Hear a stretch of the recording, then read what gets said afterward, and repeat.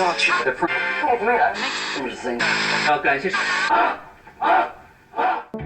everyone, Paul here from JoyGazm, and last year I was lucky enough to actually visit Japan. I went there on vacation for 2 weeks with my girlfriend and 2 other friends. We were in Kyoto, Tokyo, Mount Fuji, Nara, Osaka. We went all over the place. It was crazy. Before I went there, I did a lot of research and I talked to a lot of people, and I was just prepping myself to actually go to Japan. I read a lot of things and I heard a lot of things about Japan that when I actually got there, I found to be not true, or very little truth to it. Today I want to talk about a few misconceptions about going to Japan. One, for instance, is walking on the left. Here in America, we typically walk on the right. Well, the right would be here, because this is the right for me. The right for you would be here. You would drive on the right. You would usually walk on the right. In America, that's kind of the typical thing. And in Japan, they drive on the left and typically walk on the left. So there is truth to that. Walking on the left is what you normally do, but it's not as serious as I thought it was and how some people made it to be. I was told, stay on the left, stay on the left. You have to stay on the left. Be very cautious and stay on the left. Really, in Japan, when you're walking, everyone walks everywhere.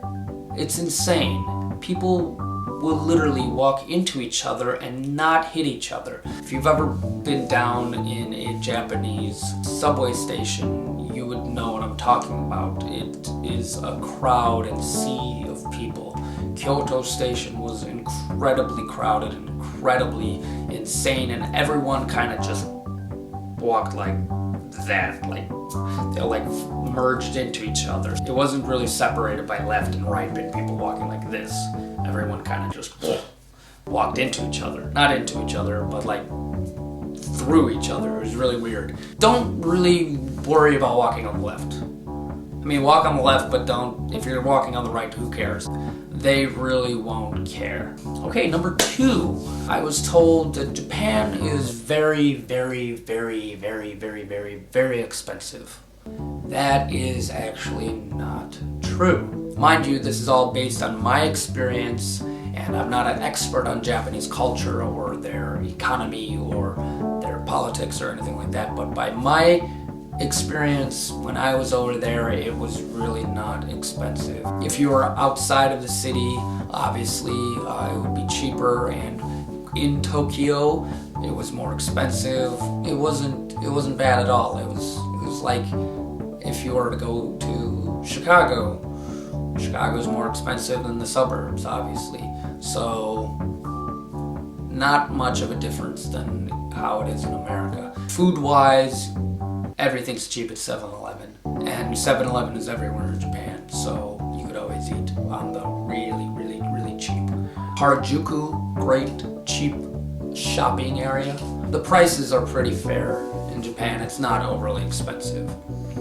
Number 3, another misconception is that, especially if you're an anime fan or a cosplayer, or just basically if you're an otaku, people tend to think that if you go to Japan that you'll see cosplayers everywhere. You won't. You won't see them anywhere, really. Akihabara, sure, you'll have cosplayers, but they're actually the maids from maid cafes that are paid to stand out in the corner and,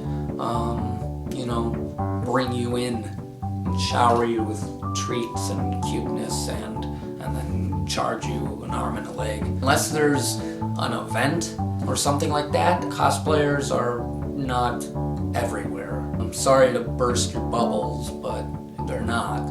Especially Harajuku, even that famous bridge in Harajuku where everyone would cosplay and dress up weird. When we went, there was nobody there, and apparently nobody goes there anymore. Number 4, another misconception is that Japan is super filled with technology and they're like the future space cars and super printers and mini everything.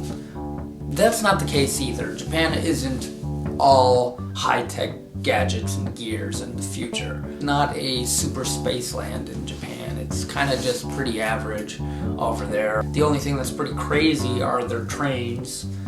But for the most part, if you're expecting to see people walk around with like holograms around them and technology everywhere, you're not going to really see that. The last misconception I'll talk about, before I went to Japan, people would tell me, oh, you'll be fine. Everybody speaks English in Japan because they're taught English in schools. Yeah, they are taught English in schools, but hardly anyone will speak English to you.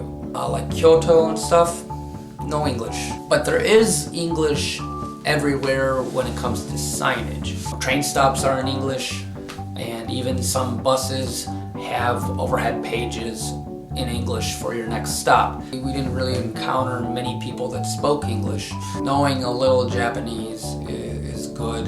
Try to order food or say thank you or say hello. At least know some key phrases when you actually go there. Don't go there and not know anything, because you'll kind of look like a dumb foreigner, which we probably did. Oh, I sound pretty tired right now. So yeah, I think that's it. A few other things, but I can't really think of them right now, so I guess I'll leave it at that. Be weary. Everything you hear about Japan may not be true, so go there with caution and go there with an open mind. Don't really go there with expectations. I guarantee you, if you go there with no expectations, you will have a much better time than going there expecting all of these crazy things about Japan. Yeah, so that's about it. I'll see you guys later. Be sure to subscribe to my channel.